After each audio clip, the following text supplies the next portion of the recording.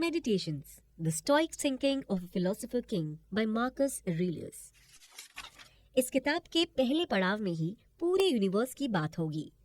Marcus का जन्म Hadrian के शासनकाल के दौरान सम्राट के भतीजे प्राइटर मार्कस एनियस वेरस और उत्तराधिकारी डोमिटिया कैलवेला के यहाँ हुआ था। जब वो 3 साल के थे तब उनके पिता की मृत्यु हो गई और उनकी माँ और दादा ने मार्कस की परवरिश की।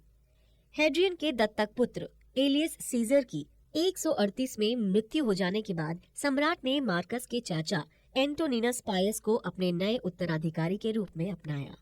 बदले में एंटोनिनस ने एलियस के बेटे मार्कस और लूसियस को गोद लिया। उसी वर्ष हेड्रियन की मृत्यु हो गई और एंटोनिनस सम्राट बन गया। अब सिंहासन के उत्तराधिकारी मार्कस ने कॉर्नेलियस फ्रोंटो जैसे ट्यूटर्स के तहत ग्रीक और लैटिन का अध्ययन किया। आपको बता दें कि ऑरेलियस न केवल एक सम्राट थे बल्कि एक दार्शनिक भी थे। वो ग्रीक स्टोइसिज्म की विचारधारा को मानते थे। ऑरेलियस के दर्शन के कारण उन्हें दार्शनिक राजा की उपाधि मिली थी। तो अब सवाल ये भी उठता है कि आखिर उनके विचार क्या थे। इसी सवाल का जवाब बड़ी बारीकी से इस किताब में बताने की कोशिश की गई है। तो चलिए शुरू करते हैं। मार्कस ऑरेलियस एक रोमन सम्राट थे और वो हर दिन हर तरह के लोगों से मिलते थे। उनके बहुत सारे दुश्मन थे और काफी लोग चाहते थे कि उनकी मौत हो जाए। लेकिन इन सब चीजों के बावजूद मार्कस ऑरेलियस ने हमेशा ये कहा कि हमें दूसरे लोगों को जज नहीं करना चाहिए और हमें दूसरे लोगों को बुरी नजर से नहीं देखना चाहिए। मार्कस ऑरेलियस कहते हैं कि हाँ, हम जिंदगी में काफी लोगों से मिलेंगे। हम सब लोगों के अंदर गलतियां होती हैं और हम किस हक से दूसरे के ऊपर गुस्सा हो सकते हैं, तो हम किस हक से दूसरों के ऊपर गुस्सा हो सकते हैं। मार्कस ये कहते हैं कि हम सब ऊपर से ही आते हैं और हम सब लोगों के अंदर अच्छाई और बुराई होती है और हम सब लोग एक ही जगह से आए हैं, तो हम सब क्यों एक दूसरे से नफरत करें। आपको बता दें कि मार्कस एक कॉन्सेप्ट के बारे में बात करते हैं जिसे लोगोस कहा जाता है। उनका विचार था कि लोगोस को हर जगह देखा जा सकता है। ये पृथ्वी, वृक्षों और यहाँ तक कि हमें भी बनाता है। इसके आगे मार्कस कहते हैं कि लोगोस ने ही सोसाइटी में मापदंड तय किए हैं। इसी वजह से सम्राट को ज्यादा रिस्पेक्ट मिलती है और दासों को कम। हमें समझना चाहिए कि हम एक सिस्टम के गुलाम बन चुके हैं। मृत्यु सत्य है, इसलिए इसे डरने की कोई जरूरत नहीं है। प्राचीन काल में मृत्यु जीवन का एक वर्तमान तथ्य था। मृत्यु दर बहुत अधिक थी और औसत जीवन रेट कम, जिसकी वजह से मृत्यु से डर लगा करता था। लेकिन मार्कस ऑरेलियस को लगता है कि इंसान को मौत से कभी भी डरना नहीं चाहिए। उनका मानना था कि जब तक आत्मा शरीर को छोड़ेगी नहीं, तब तक वो बेहतर बनने के लिए आगे नहीं बढ़ पाएगी। इसलिए इंसान की बेहतरी के लिए जीवन के साथ साथ मौत भी जरूरी है। उनका मानना था कि जो भी इस दुनिया को चला रहा है, मान लेते हैं कि दुनिया को लोगोस चला रहे हैं, तो उनके पास आपके लिए बेहतर प्लान है। तभी आपके शरीर से आत्मा अलग होगी। इसलिए आपको पता होना चाहिए कि जब तक दुनिया चलाने वाला नहीं चाहेगा, तब तक मौत भी आपका कुछ नहीं बिगाड़ सकती है। इसीलिए किसी को भी मौत से डरने की जरूरत नहीं है। जिंदगी बहुत छोटी सी है, इसलिए कंप्लेन करना बंद कर दीजिए। इस बात में कोई दो राय नहीं है कि कोई भी कभी भी इस दुनिया को अलविदा कह सकता है। यहाँ किसी का जीवन गारंटी कार्ड के साथ नहीं आया है। इसलिए हमेशा इंसान को खुश रहने की कोशिश करनी चाहिए। ये भी सच है कि हर मिनट खुश नहीं रहा जा सकता है, लेकिन हर मिनट अपना बेस्ट जरूर दिया जा सकता है। इसीलिए आज से ही अपनी लाइफ को देखने का नजरिया बदलने की शुरुआत कर दीजिए। जिंदगी से शिकायत करना बंद कर दीजिए। कई लोगों की पूरी लाइफ ही शिकायत करने में खत्म हो जाती है। उन्हें इस बात की शिकायत लगी रहती है कि उनकी लाइफ में कितनी ज्यादा मुश्किलें हैं, लेकिन उन्हें पता होना चाहिए कि इन शिकायतों की वजह से उनकी लाइफ खर्च होती जा रही है। इसलिए आज से ही हम लोगों को अपनी लाइफ की वैल्यू करनी चाहिए और ज्यादा से ज्यादा बेहतर बनने की कोशिश शुरू कर देनी चाहिए। लॉजिकल थिंकिंग के महत्व को समझने की कोशिश करिए। बहुत ज्यादा इमोशनल होना सही नहीं है। Author stoic school of philosophy को काफी ज्यादा सम्मान दिया करते थे। इस स्कूल में लॉजिकल थिंकिंग के ऊपर काफी ज्यादा जोर दिया जाता है।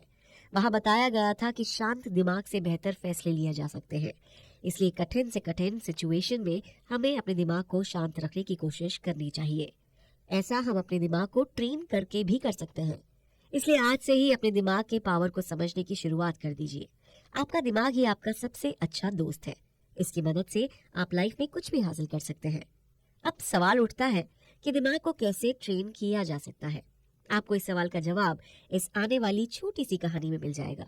1971 में अमेरिकी सेना के जवान स्टीफन एसलास वियतनाम के युद्ध से घर लौटे तो काफी परेशान थे। जंग ने उन्हें दिमागी और जज्बाती तौर पर तोड़ कर रख दिया। उन्हें अजीब बेचैनी ने घेर लिया। उनका किसी भी काम में मन नहीं लगता। उन्हें बहुत ज्यादा घबराहट होने लगी थी। तभी किसी दोस्त ने उन्हें मेडिटेशन की सलाह दी। ध्यान करने से पहले उन्होंने इसे पूरी तरह से नकार दिया था, लेकिन फिर घर वालों की काफी मिन्नतों के बाद उन्होंने मेडिटेशन की शुरुआत की। धीरे धीरे उनकी हालत में काफी सुधार देखने को मिलने लगा। लेकिन आज इतने साल बीत जाने के बाद भी जंग की भयानक यादें उन्हें गाहे बगाहे परेशान करती रहती है। स्टीफन एसलस कहते हैं कि उन्हें ध्यान करने से उनके अंदर एक अलग ही शक्ति का समावेश हुआ है। उन्हें एहसास होता है कि उनका दिमाग पहले से बहुत ज्यादा शक्तिशाली हो चुका है। उन्हें बिल्कुल नहीं लगता था कि मेडिटेशन से उनकी लाइफ में इतने अच्छे बदलाव आएंगे। अगर आप भी अपने दिमाग को बेहतर बनाना चाहते हैं तो मेडिटेशन को अपनी लाइफ का हिस्सा बनाने की शुरुआत कर दीजिए। कोई भी दर्द इतना बड़ा नहीं होता कि वो आपको दर्द दे सके। प्राचीन रोम खतरों से भरा था। खासकर एक सम्राट के लिए उन्हें कई साजिशों का सामना करना पड़ता था। पता ही नहीं चलता था कि कब उनकी मौत हो जाएगी। ऑथर के सामने भी मुश्किलों का पहाड़ खड़ा हुआ था। उन्हें कई बार भयानक दर्द का सामना करना पड़ा था। इसलिए उन्होंने अपने दर्द से सीखा था कि इस दुनिया में कोई दर्द आपका नुकसान नहीं कर सकता है। अगर आप अंदर से मजबूत हैं तो किसी भी दर्द के अंदर इतना दम नहीं होता कि वो आपको तोड़ सके। मार्कस कहते हैं कि हमें समझना होगा कि दर्द भी ऊपर वाले ने तय किया है। अगर हमारी किस्मत में दर्द लिखा है तो उसे आने दीजिए। उसके सामने सीना तानकर खड़े हो जाइए और कहिए कि दर्द, तुम अपना काम करो, लेकिन तुम्हारे होने से मुझे कोई फर्क नहीं पड़ने वाला है। कोई अगर आपको अपमानित करने की कोशिश करता है तो आप तब तक अपमानित नहीं हो सकते जब तक आप उस अपमान को एक्सेप्ट ना करें। इसलिए आपको तय करना होगा कि आपका दिमाग कौन सी चीजें एक्सेप्ट करेगा और कौन सी चीजें एक्सेप्ट नहीं करेगा। लाइफ की जर्नी में अच्छी और बुरी चीजें आती रहेंगी। हमें दोनों ही तरह की सिचुएशन के लिए तैयार रहना चाहिए। हमें समझना होगा कि इस टेम्पररी सी जिंदगी में दुख की ज्यादा जगह नहीं है। इसलिए खुद को खुश रखने की जिम्मेदारी हमारी ही है। कोई दूसरा हमारी खुशियों की जिम्मेदारी नहीं ले सकता है। मार्कस कहते हैं कि लोगोस सभी के लाइफ का हिस्सा है। इसलिए हमें अपने दर्द को एक्सेप्ट करना सीखना होगा।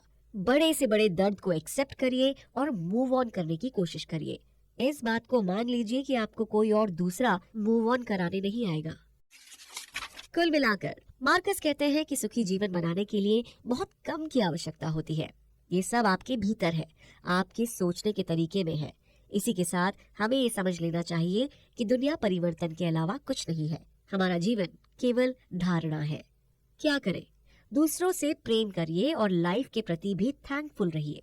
जिंदगी में खुशियां बांटने की कोशिश करिए।